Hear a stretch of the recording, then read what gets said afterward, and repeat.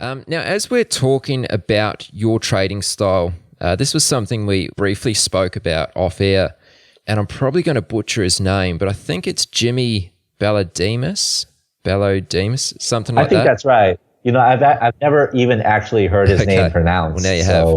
I can't even. I'm not even. That's how I pronounce it. So I assume that's correct. So he was a prop trader who was in. He was the only prop trader who was in Jack Schwager's most recent book, Hedge Fund Wizards.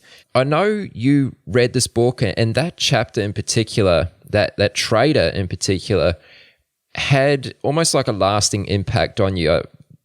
And I know you wanted to speak about how that had kind of affected you, and you really liked his ideas on the conventional wisdom and how a lot of his ideas kind of contradicted it.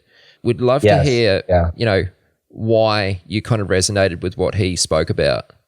So the Jimmy Balladimas chapter, I looked it up. It was called Stepping in Front of Freight Trains.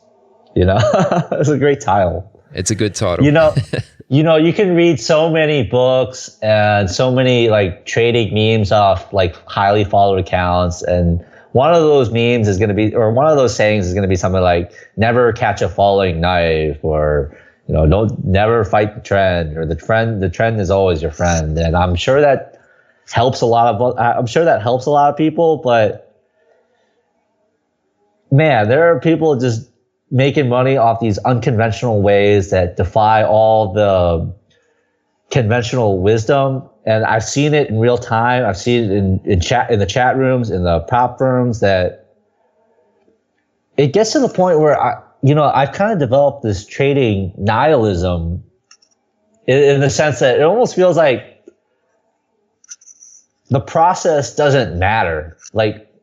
It matters, but it's like you have to find the right process for you, which is such a cliche thing to say, and I hate saying that, but it's true. You really have to find the right process for you, and it could be a process that's just so wrong to all the conventional wisdom. And that is why I love that chapter in that book, because that guy did everything that people say traders shouldn't do. He would fight the trend. He would add to his losers. He would take profits on his winners.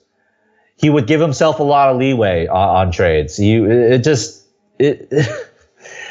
I was told by other veterans in the prop trading industry, there are guys like that. There are more guys like that than just him. He's not just this one of a kind savant trader. There are many guys like that. They love to fade big moves and make money when the market is clearly wrong, even though we're always trained to think as traders that the market is always right, and how, you'll go insolvent before the market corrects, or all those sayings. But then, even in my own prop firm, the best day that they ever had by far was buying the shit, pardon my language, out of the fucking flash crash in like 2012. And they put the firm in jeopardy.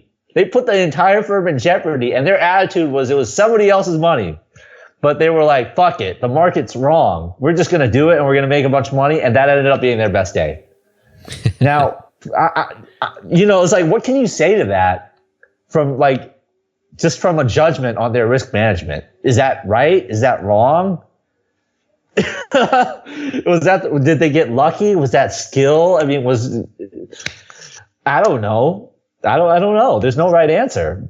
And that's like the difference between like gambling and poker. In gambling, you have this mathematical framework where you can pretty much say this decision is wrong, this decision is right, calling this bet is wrong, playing this hand in blackjack was wrong, or et cetera. You don't really have that in trading. So you just can get completely lost in this hindsight management. You can get lost in wondering whether this once in a lifetime trade that will never repeat itself for you, whether you should have played it the right way or not, because it's only going to happen once. This is not like a blackjack hand that's going to happen several times in repetition, and you can say, oh, over time it'll play out like this. You have no idea how it's going to play out, because it's only going to happen that one time, and it's going to be completely different that one time. It didn't, because crashes happen over and over, but that crash is going to be different.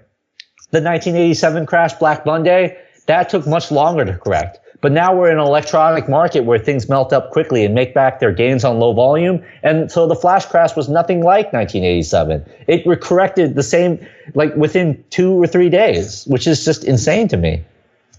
So it's like, in some sense, I get lost in wondering, what is the right thing to do? What is the wrong thing to do?